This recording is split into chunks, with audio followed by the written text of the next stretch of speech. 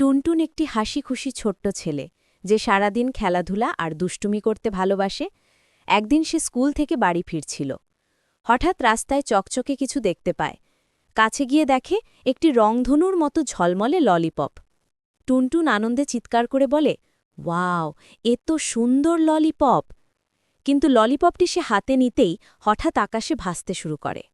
টুনটুন অবাক হয়ে লাফ দিয়ে ললিপপ ধরতে গেলে দেখা যায় ললিপপটি ইঞ্জেই তাকে টেনে ওপরে তুলে নিল। টুনটুন ভয়ে চোখ বন্ধ করে ফেলল। চোখ খুলতেই দেখে সে পৌঁছে গেছে ক্যান্ডিল্যান্ডে। চারদিকে চকলেট নদী, আইসক্রিম পাহাড় আর জেলি রোবট হাঁটাহাঁটি করছে।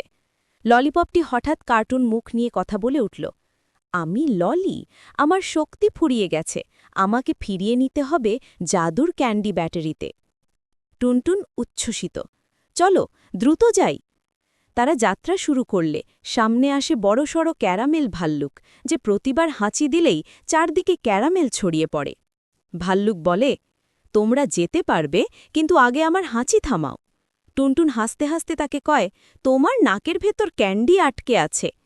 টুনটুন হালকা টান দিতেই একটা ছোট জেলি ক্যান্ডি বের হয়, আর ভাল্লুক হাঁচি বন্ধ হয়ে যায়। সে আনন্দে টুনটুন ও ললিকে ক্যান্ডি ব্যাটারির কাছে পৌঁছে দেয়। ললি শক্তি ফিরে পেয়ে টুনটুনকে বাড়ি পাঠানোর প্রস্তুতি নেয়। শেষে ললি বলে, টুনটুন, তুমি দারুণ এক হিরো।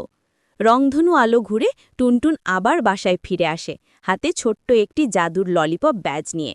টুনটুন হাসতে হাসতে বলে, আজকের দিনটা মজার ছিল জাদুর মতো।